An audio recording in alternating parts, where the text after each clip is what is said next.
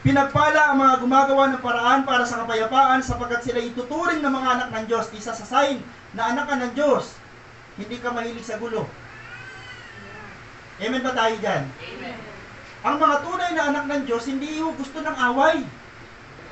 Hindi yung gusto ng division, hindi gusto ng kampi-kampi. Ang gusto ng Panginoon sa mga anak niya, nagkukos siya ng kapayapaan. Amen.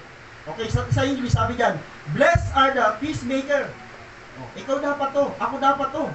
Tayo dapat nagkukos ng kapayapaan at hindi tayo nagkukos ng gulo. Amen.